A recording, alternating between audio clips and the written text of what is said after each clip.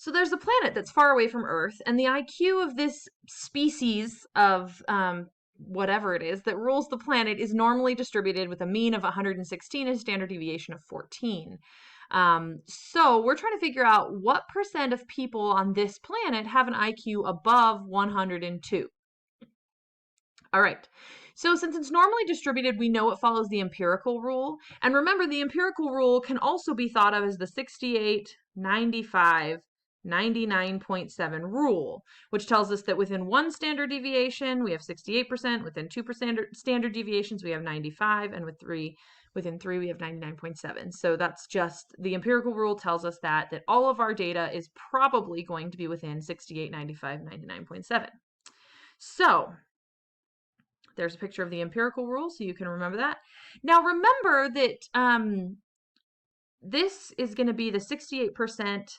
Let's do that in red since that's 68% that's around the mean. So what does that mean for like this half of the data? Well, that would be half of 68, wouldn't it? Right? Because this is symmetrical, so exactly half of it is on one side and half on the other. So this would then be 34% right here, right? And this would be 34% because that's half of 68. And then what about the next one? Well, we know that all of our data falls within 95% of these two numbers, of two standard deviations away. Well, 68% of that is in here. So what is left? Well, that would be 27%, right? Yeah, 27. I do math. Okay. So 27% so this is 68% of the people, and then 27 more percent fall within these two. And since they're symmetrical, half of it should be over here and half of it should be over here, right?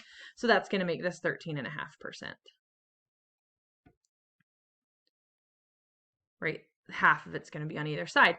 And then the other thing we know is that 99.7% of people fall within three standard deviations, but we already have 95% of people in this category right here within two. So how many more is in here? Well, that's 4.7%, right? And so then what's half of 4.7? Oh, 2.35.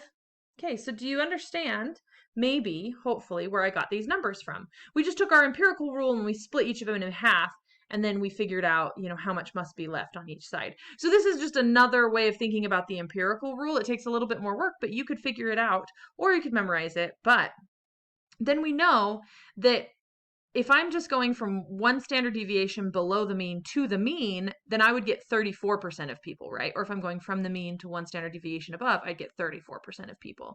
So I can break it up more than the original empirical rule does automatically. Okay, so let's think about this with our alien species.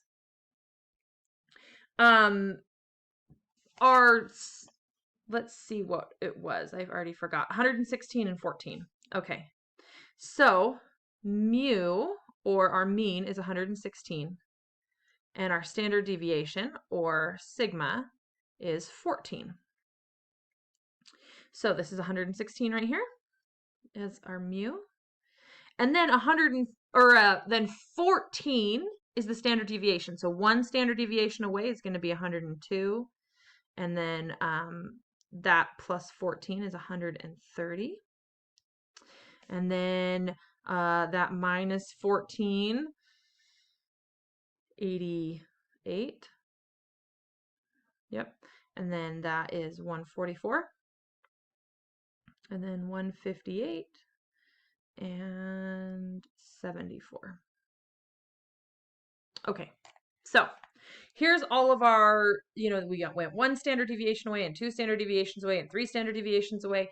Now we have to figure out where is 102 on the graph and how many people, what percent of people have an IQ bigger than 102? Well, 102 is right here. So we're looking for all of this. We're looking for all of these people right here and right here and right here. We're looking at all of this, right? So here's 102. Looking at everybody above that number. So all we have to do is we know what each of these is, right? This is 34%, this is 34%, this is 13.5, this is 2.35, and this is 0.15. So we just add them up. When we add all those up, we get 84%. So 84% of people on this planet have an IQ above 102.